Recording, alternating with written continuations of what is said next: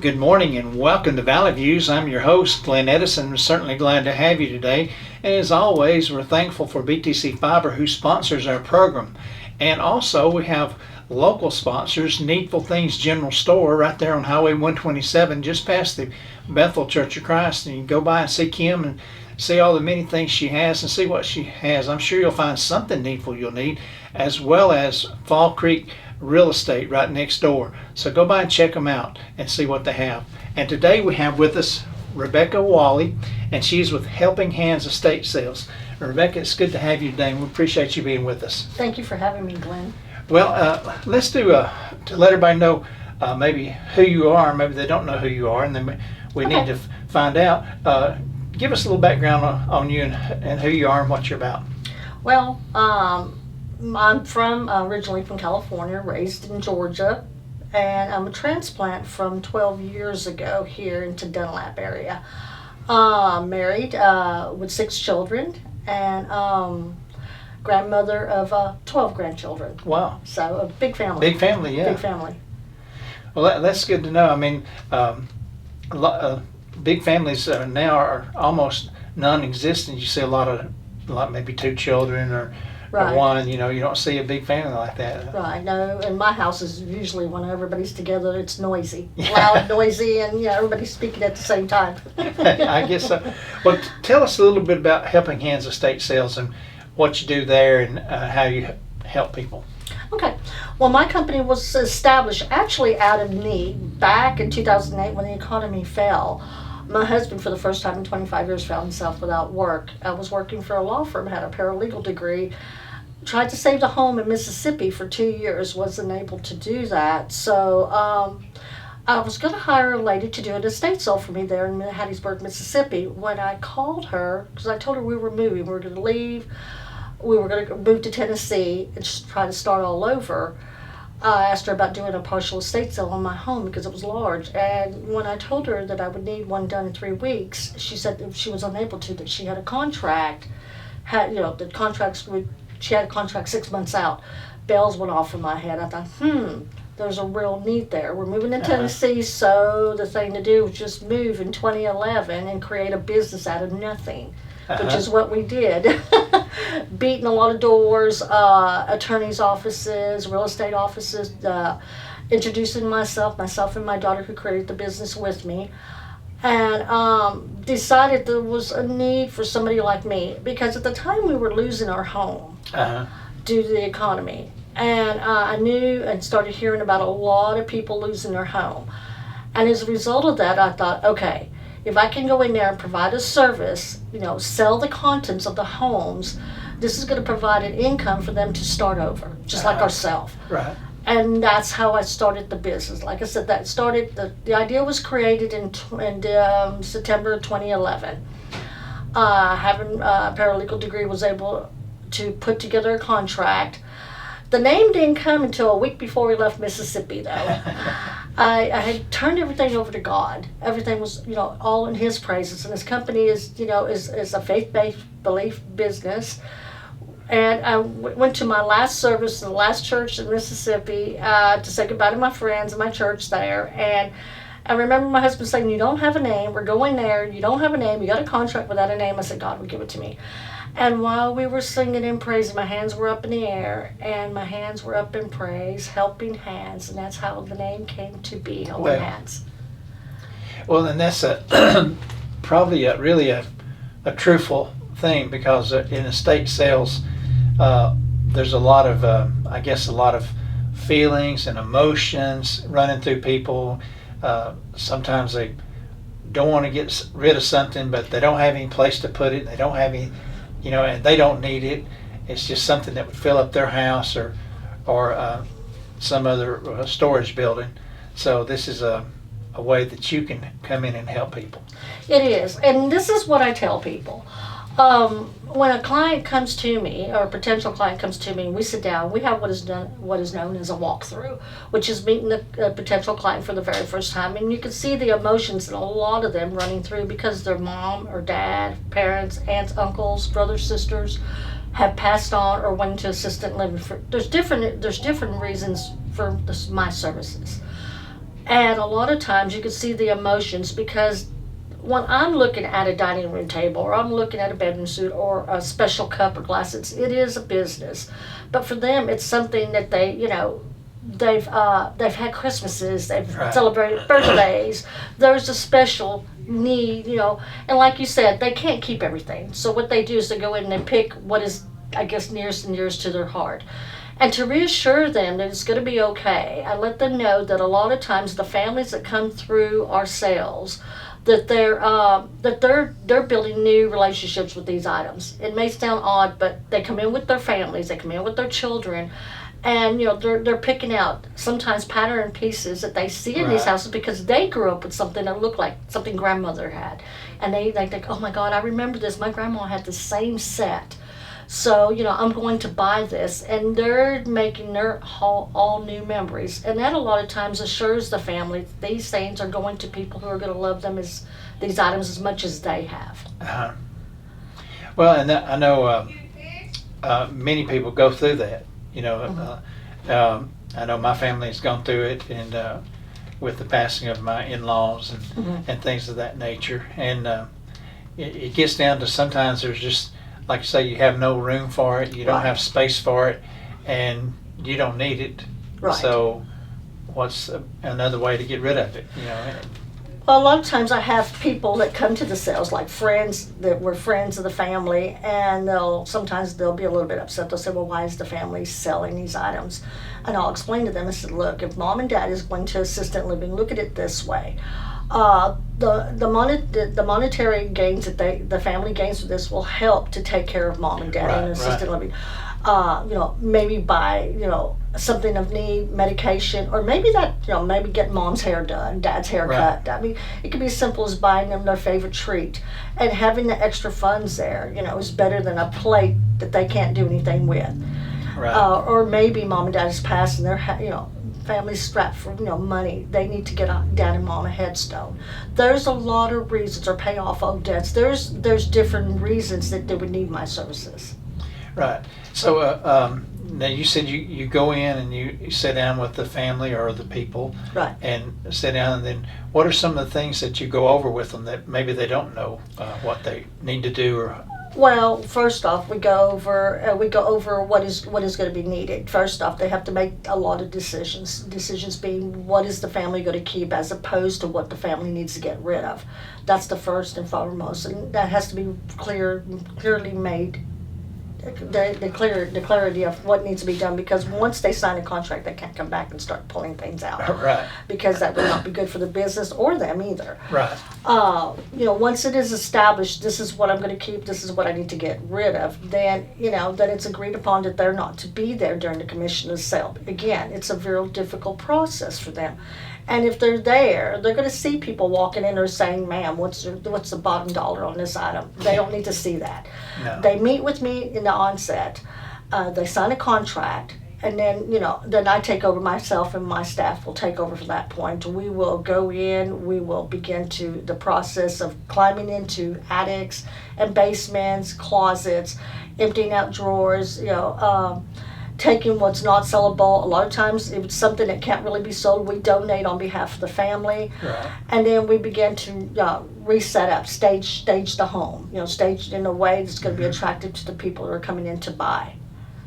And that may not necessarily mean taking the crystal and leaving it in the kitchen or the dining room. That Right. may mean putting it in bedrooms, showing other ways that they can use these items. Right. Giving new life to something is showing what can be done. And I imagine you've probably come across in some of the sales that you have done, you come across some real antique things that thinking, man, I didn't know that was even still around. I have. I've come across. I came across one time was a ladle that was cast iron. I have never seen a ladle that was cast iron. It was over 100 years old. We've had a typewriter that was over 100 years old in mint condition. You'd be surprised. We don't just come across just items. We come across old wedding gowns, military uniforms from World War II. We get a sense of who the person was or the people were that once lived in there, which you develop a relationship in sort of an odd way. You develop a relationship while you're going through all these personal things of the people who have passed on. Yeah, and I guess that's kind of neat because each case is a different scenario. It is. It is. You get a sense of who they were when they were really young. You realize that their moms and dads were really young people.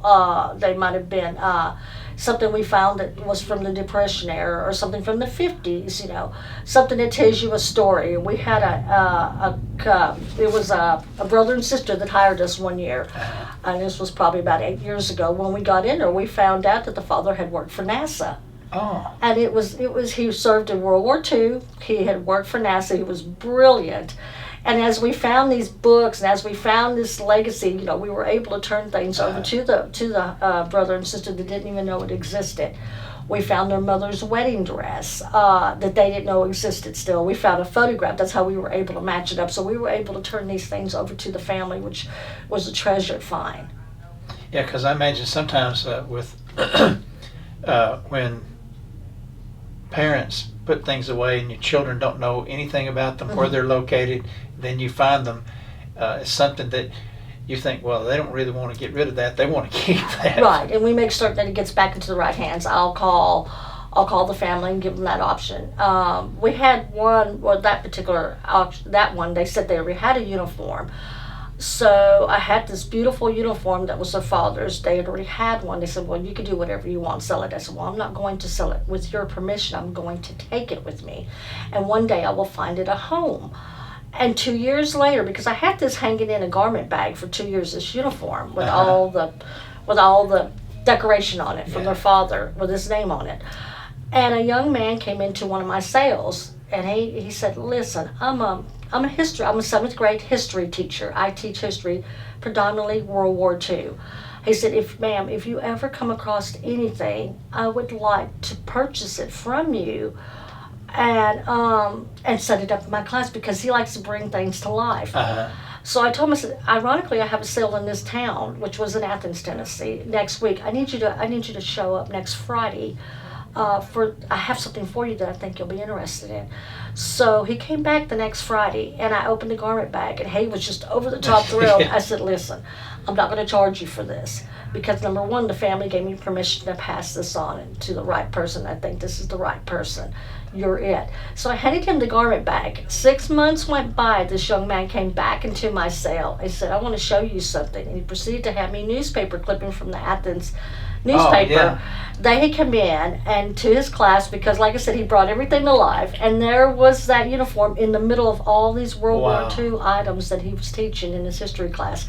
And I asked him if the paper was mine, if the clipping was mine. He said, yes ma'am, it's yours. It's, I brought it to you.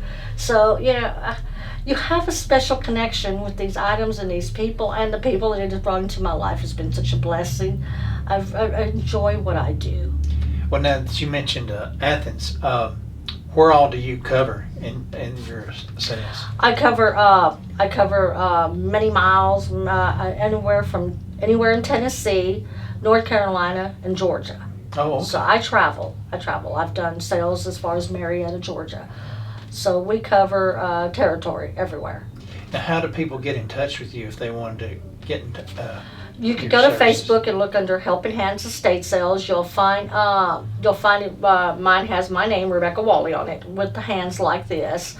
I also have a website, Helping Hands Estate Sales, and you can call me at 423-331-4381. I'm accessible day or night. Oh, okay. Well, that sounds good. I didn't realize, because when I first contacted you, I thought it was just something local. But now that's a big area. I cover a big area. I've done everything from little tiny, when we first started, in garages, to mansions that people are disposing of, and the sales can get from small to literally thousands of people coming through on a weekend, depending on the size of the home and the interest of the items that are there. Well, now I'm sure that you've developed a lot of friendship over the years doing this. I have personal friendships with a lot of people. Some of my customers have passed on, and and that's heartbreaking when that happens. But when you get that opportunity to meet these amazing people, and they become a part of your life, and they call me at Christmas. They call me on my birthday. Oh, really? I've been in the homes of many of my customers, and even past clients that have become close friends. We've met for lunches, we've met for dinners, we've been in each other's homes. It's a very unique opportunity to make a lot of close friends. So I imagine sometimes you've been in maybe in the areas where you've had some sales and called people up, haven't you? I have. I've actually, in places where we have to travel, a lot of times they'll open up their homes to us. Really? Yes, they have a bedroom set for us. They tell them, Rebecca, when you're here, just call me. We've got a room for you and your staff. So they feed us, they take care of us. Wow. We've had, sometimes they'll call us while we're in the sale, and they'll take a picture of a menu and go, what do you want off this menu? We're bringing you ladies something. They'll bring us homemade food. I mean, we're well taken care of. Wow, that's great. So you made a lot of good friends. We have. Those are friends you want. I couldn't do without them. I mean, they come they'll travel. I've had some that will travel 2 and 3 hours, and I had one that came all the way from Athens, Tennessee to Marietta, Georgia. She Really? came to the door and she said, I must love you an awful lot because I'm here. I said, well, thank you. So I get a lot of hugs. We get a lot of hugs. And that's your story is interesting because you came from practically losing your house and everything. We did. We did lose our house. From zero. Because we created a business in a rented trailer that we rented when we got here. Literally with a computer I brought. My first signs was actually signs we did on poster board.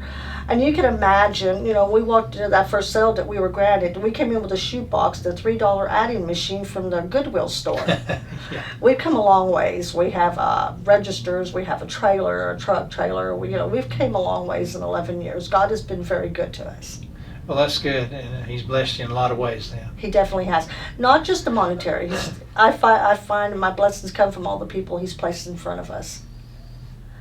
Well, that seems like, because it's I knew those businesses existed, like the ones you have, but I didn't realize they were like you, especially in your business where you come from zero, from the bottom up. And so we're still here, going on 12 years now, and every day I feel blessed to have this company and this opportunity to do this and to be a part of all this.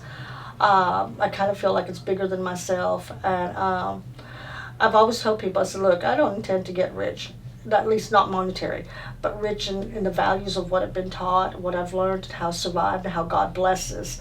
Not only has He blessed us with living in Dunlap in this company, but we've bought property. My husband and I have been able to build a home on it. He's blessed us with one of our grandchildren that now lives with us. And the people that call just to check on us when I don't have a sale or to see what's going on, or just, and the church, my church family here at First Baptist, everybody He's placed in front of us. It's been an amazing ride so far. And most of your sales, I'm assuming, are like weekend sales? Yes, they're Thursday, Friday, and Saturday.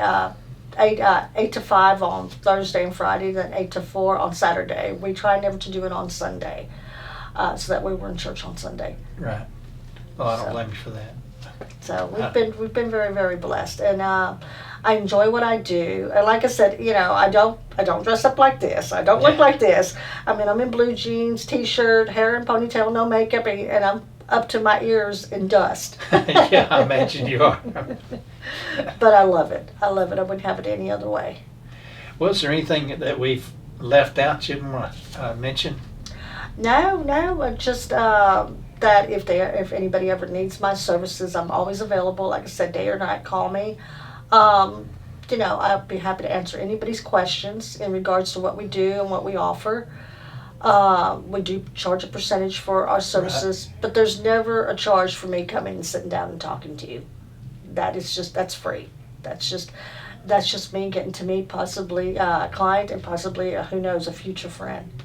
All right, and tell us once again your phone number and your Facebook page and your website. Okay, we're Helping Hands Estate Sales. You'll find us on Facebook.